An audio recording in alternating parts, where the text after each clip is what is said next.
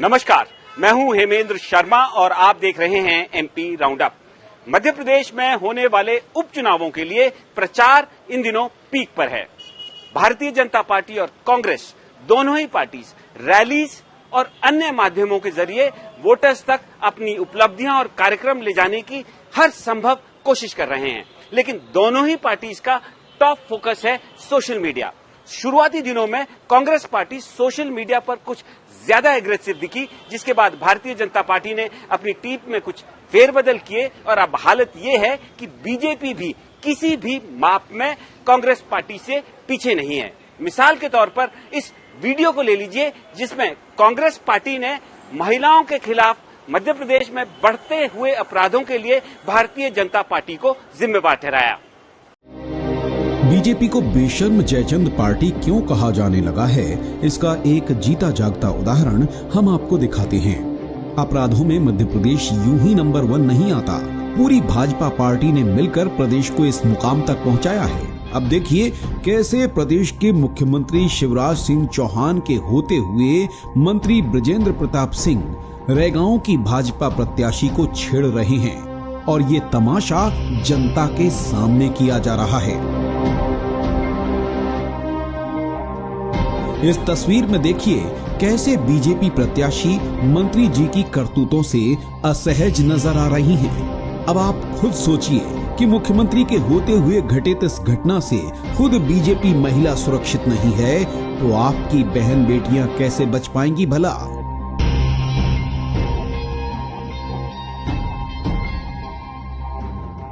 इस वीडियो का जवाब देते हुए बुधवार को बीजेपी ने अपने ऑफिशियल ट्विटर हैंडल से कांग्रेस नेता दिग्विजय सिंह का कांग्रेस नेत्री मीनाक्षी नटराजन पर दिया गया एक पुराना बयान ट्वीट कर डाला। अब एक बात तो तय है कि दोनों ही पार्टी कोई भी मौका नहीं चूकना चाहती, लेकिन इस पूरे घटनाक्रम के बाद ये बात भी तय है कि दोनों ही पार्टी आपस में कंपीट कर रही हैं कि कौन महिलाओं का ज्यादा अपमान कर सकता है। थोड़ी ही देर में हमारे साथ मौजूद होंगे भारतीय जनता पार्टी की सोशल मीडिया टीम के संयोजक अभिषेक शर्मा। हम उनसे इस विषय पर चर्चा करेंगे, लेकिन उससे पहले एक नजर मध्य प्रदेश की बाकी अहम खबरों पर। निवाड़ी जिले के लड़वारी खास गांव में मंगलवार और बुधवार की दरमियानी रात को अज्ञात लोगों ने 2 किसानों की उनके खेत पर गला रेतकर हत्या कर दी। मृत किसानों के साथ पास के खेत पर सो रहे एक अन्य किसान की हत्या करने का भी प्रयास किया गया। गौरतलब है कि लड़वारी गांव पृथ्वीपुर विधानसभा में आता है, जहां पर 30 अक्टूबर को उपचुनाव होना है। पुलिस के मुताबिक गांव में ही रहने वाला एक युवक हत्याओं के बाद से फरार है और गांव वालों ने भी उसी के ऊपर हत्या का आरोप लगाया है। फरार युवक की तलाश की जा रही है। मध्य प्रदेश में होने वाले उपचुनावों के लिए प्रचार पीक पर है और बीजेपी और कांग्रेस दोनों ही पार्टियां एक दूसरे पर आरोप प्रत्यारोप लगाने में लगे हुए हैं। मंगलवार को पूर्व मुख्यमंत्री कमलनाथ ने मुख्यमंत्री शिवराज सिंह चौहान को झूठा कहा था, तो बुधवार को रैगांव विधानसभा क्षेत्र के महतैन में आयोजित चुनावी जनसभा में शिवराज सिंह चौहान ने कमलनाथ पर हमला बोला। चौहान ने कहा कि कमलनाथ की सरकार ने कफन तक के 5,000 रुपए छीन लिए और कन्यादान के 51,000 भी नहीं दिए, तो झूठा कौन है, वो या कमलनाथ। खरगोन में एशिया की दूसरी सबसे बड़ी बेडिया मिर्ची मंडी के सामने बुधवार को सनावद खरगोन मार्ग पर हजारों किसानों ने चक्का जाम किया। किसान मंडी में लंबे समय से चल रही अव्यवस्थाओं से परेशान थे। गुस्साए किसानों ने खरगोन सनावद मार्ग को भी जाम कर दिया। किसान नई मंडी को वापस पुरानी मिर्ची मंडी ले जाने की मांग कर रहे थे। श्योपुर जिले में 18 अक्टूबर को हुई भारी बारिश के बाद हजारों हेक्टेयर खेतों में खड़ी धान और सरसों की फसलों की तबाही के मुआवजे के लिए बुधवार को कांग्रेस कार्यकर्ता पैदल मार्च करते हुए कलेक्ट्रेट पहुंचे। कांग्रेसियों के साथ किसान भी मौजूद थे। इस दौरान कुछ किसानों ने अपने हाथों में बारिश से खराब हुई धान की फसल के पौधे भी लहराए। जिला प्रशासन ने जल्द ही सर्वे करा के किसानों को मुआवजा देने का आश्वासन दिया है। और अब बारी सोशल मीडिया पर चल रही भारतीय जनता पार्टी और कांग्रेस की जंग की। हमारे साथ इस समय मौजूद हैं भारतीय जनता पार्टी के सोशल मीडिया टीम के संयोजक अभिषेक शर्मा। सर, आपका स्वागत है एमपी तक पर। सबसे पहले तो मैं ये पूछना चाहता हूं कि इनिशियली ये कुछ कहा गया था कि कांग्रेस पार्टी जो है सोशल मीडिया पर ज्यादा एग्रेसिव है, आपकी लीडरशिप ने भी इस बात का संज्ञान लिया, कुछ आपकी टीम में चेंज भी किया, क्या इस बात में इसमें कोई दम है, ये सही है बात? मैं इस बात को नहीं मानता जी। चेंज एक नियम है, परिवर्तन जो टीम चेंज होती रहती है, उसका ये रीजन नहीं है कि पुरानी टीम ने काम अच्छा नहीं किया, वो उसका आधार नहीं होता है। तो मैं ये नहीं मानता सर, लेकिन जो नई टीम आपकी आई है उसके बाद कुछ एग्रेसिवनेस बीजेपी के सोशल मीडिया हैंडल्स में और सोशल मीडिया तमाम एक्टिविटीज पे दिख रही है।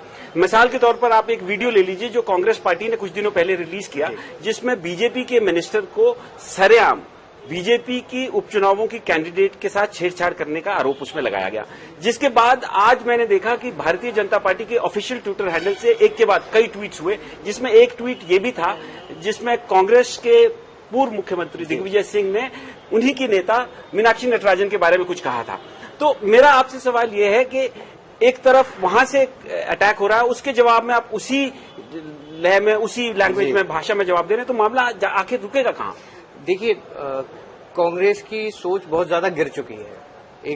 एक सामान्य सी बात को उन्होंने जिस स्तर तक ले गए, ये बहुत ही दुर्भाग्यपूर्ण है। अगर आप देखेंगे कि कांग्रेस के नेता आए दिन महिलाओं के लिए अभद्र भाषा का प्रयोग करते हैं, चाहे वो पहले का समय हो और आज भी। देखिए, आज चुनावी सभा में भी अरुण यादव जी ने हमारी मंत्री, केंद्रीय मंत्री स्मृति ईरानी जी के लिए, हमारी सांसद हेमा मालिनी जी के लिए अभद्र शब्दों का उपयोग किया है। भाजपा नेता इस तरह के कार्य नहीं करते हैं, ये कांग्रेस की परंपरा और रीति है। हम सिर्फ उनको जवाब दे रहे हैं कि आप याद रखिए, अब प्रियंका गांधी उत्तर प्रदेश में मैं लड़की हूं, लड़ूंगी, वहां तो कर रही हैं, मध्य प्रदेश में हो रही, उनके नेताओं द्वारा की जा रही इन बातों पर जवाब नहीं देंगी। लेकिन सर, जैसे आपने कहा कि आप इनिशिएट नहीं कर रहे हैं, आप सिर्फ जवाब दे रहे हैं, लेकिन जब आप जवाब दे रहे हैं तो पूरा अगर मामले को देखा जाए इन टोटलिटी, तो ऐसा लगता है कि दोनों ही पार्टीज आपस में कम्पीट कर रही हैं कि कौन महिलाओं को ज्यादा अपमानित कर सकता है। मैं इस बात को नहीं मानता। आप देखेंगे पिछले कुछ समय में कांग्रेस के नेता, चाहे फिर आप उज्जैन की घटना लीजिए, कांग्रेस के नेता के बेटे जो इस समय फरार चल रहे हैं दुष्कर्म के आरोप में, बाकी चाहे फिर कमलनाथ जी हो, दिग्विजय सिंह हो, हमेशा ही महिलाओं के लिए अभद्र भाषा का प्रयोग करते हैं। आप भाजपा में ऐसा नहीं होता है और इस तरह का कंपटीशन होना भी नहीं चाहिए। ये बड़ा ही दुर्भाग्यपूर्ण है कि कांग्रेस के नेता इस तरह की बातें करते हैं, इस तरह की टिप्पणियां करते हैं, ऐसा नहीं होना चाहिए। अच्छा सर, आज फाइनल क्वेश्चन आपसे मैं ये पूछना चाहता हूं कि सोशल मीडिया का आपके हिसाब से, आप इस डोमेन के एक्सपर्ट हैं, आपके हिसाब से सोशल मीडिया का कितना इम्पैक्ट होगा इन चुनावों पे जो उपचुनाव हो रहे हैं? अगर आप मुझे लगता है फेसबुक और व्हाट्सएप बहुत ही बड़े मीडियम है जो इस समय ग्राउंड तक पहुंच चुके हैं। अगर आप हमारी बात करेंगे तो हमारे ये 11 विधानसभा जो हैं जहां पर अभी इस समय चुनाव है, 7 जिले आते हैं, हमारे 7 जिले के इंचार्ज हैं। उसके बाद हमारी विधानसभा स्तर पर इंचार्ज हैं, 51 जो मंडल आते हैं उस पर इंचार्ज को इंचार्ज हैं, और उसके बाद 3268 बूथ आते हैं, उन पर भी हमारे इंचार्ज को इंचार्ज हैं। हमारे लगभग 3000 व्हाट्सएप ग्रुप तैयार हैं जिन पर प्रतिदिन कंटेंट जाता है, और ये वन वे ट्रैफिक नहीं है। हम सिर्फ ऐसा नहीं है कि हम ऊपर से ही कंटेंट दे रहे हैं, हमको नीचे से भी बहुत फीडबैक मिलता है।